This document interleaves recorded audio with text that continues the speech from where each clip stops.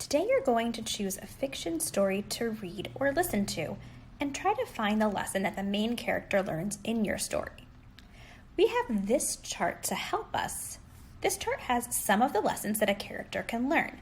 There's lots of different examples of lessons that characters can learn. Here are some of the examples on the chart. This one says, always be kind to others. Here's one that says, if you make a mistake, you can always fix it. Here's another one that says, working together is better than working alone. And this one says, it's okay to be different. But there are many, many other lessons that a character can learn. These are just some examples that can help you with your assignment today. Your assignment is going to be to fill out this worksheet. It says, the big lesson. What did the author want to teach you? Remember, whatever lesson the character learns is the lesson that we are supposed to learn too.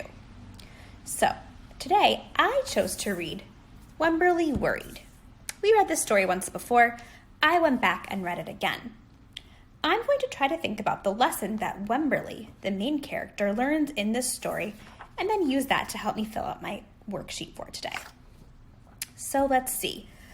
I remember that in Wemberly Worried, Wemberly starts out by being worried about everything. And I remember that in order to find the lesson the character learns, we think about how that character changes from the beginning of the story until the end. And that helps us figure out what they learned. So in the beginning, Wemberly worried about everything. Remember, she was worried about so many things. She worried about herself. She worried about Petal. She worried about her mom and her dad. She worried about so many things. And then eventually, she worried all about school too. How does Wemberly change by the end of the story? Well, I remember that by the end of the story, Wemberly meets a new student in her class named Jewel. And Wemberly and Jewel become really good friends. And Wemberly isn't worried about going to school anymore. So in the beginning of the story, Wemberly was scared and worried about everything, but by the end of the story, Wemberly felt brave and much more comfortable being at school because she made a new friend. I wonder if there's a lesson here on this chart that matches the story of Wemberly Worried. Let's see. Always be kind to others. Well, I'm not sure that's what Wemberly learns in the story.